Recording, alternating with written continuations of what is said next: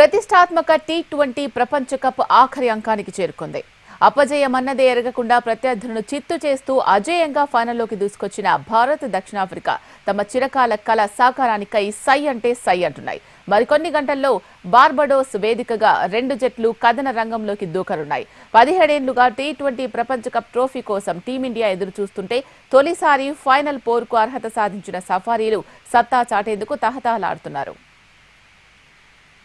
World cup కోసం 20 దేశాలు పోటీ పడితే గ్రూప్ దశలో గానీ సూపర్ 8 సెమీస్ దశల్లో జైత్రయాత్ర సాగిస్తూ ఓటమి ఎరుగని జట్లుగా భారత జట్టుతో పాటు దక్షిణాఫ్రికా ఫైనల్ చేరుకున్నాయి. ఆఫ్ఘనిస్తాన్ను చిత్తు చేస్తూ సఫారీలు ఫైనల్లో అడుగుపెట్టగా గత టోర్నీలో తమకు ఎదురైన పరాజయానికి ఇంగ్లాండ్పై ప్రతీకారం తీర్చుకుంటూ టీమిండియా తుది పోరులో నిలిచేదే. ఇరు జట్లు జోరు మీదున్నాయి. సరిగ్గా 10 ఏళ్ల తర్వాత పొట్టి ప్రపంచ కప్లో టైటిల్ పోరుకు అర్హత సాధించిన భారత్ రెండోసారి కప్ను ముద్దాడాలని చూస్తూ ఉండగా తొలిసారి ఫైనల్కు వచ్చిన సఫారీలో ప్రపంచ కప్ను ఒడిసి పట్టుకునేందుకు తహతలాడుతున్నారు. ఈ నేపథ్యంలో కప్పు కోసం రెండు అత్యుత్తమ జట్లు కొదమ సింహాల్లా కొట్లాడే అవకాశం ఉంది.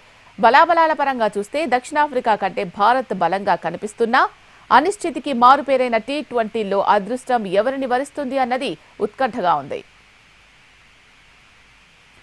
తన కెరియర్లో చివరి టీ20 ప్రపంచ కప్ ఆడుతున్న రోహిత్ శర్మ, విరాట్ కోహ్లీ, రవీంద్ర జడేజా ఆఖరాటలో ఆకట్టుకునేందుకు పట్టుదలతో ఉన్నారు. టాస్ గెలిస్తే తొలుత బ్యాటింగ్ ఎంచుకొని భారీ స్కోర్ నమోదు చేయాలని టీమిండియా కెప్టెన్ రోహిత్ శర్మ భావిస్తున్నారు. ఇటు బ్యాటింగ్లోనూ అటు బౌలింగ్లోనూ భారత జట్టు పటిష్ట స్థాయిలో ఉన్న నేపథ్యంలో సఫారీలు ఆట కట్టించేందుకు భారత జట్టు బౌలర్లు వ్యూహాత్మకంగా సన్నాహాలు చేస్తున్నారు.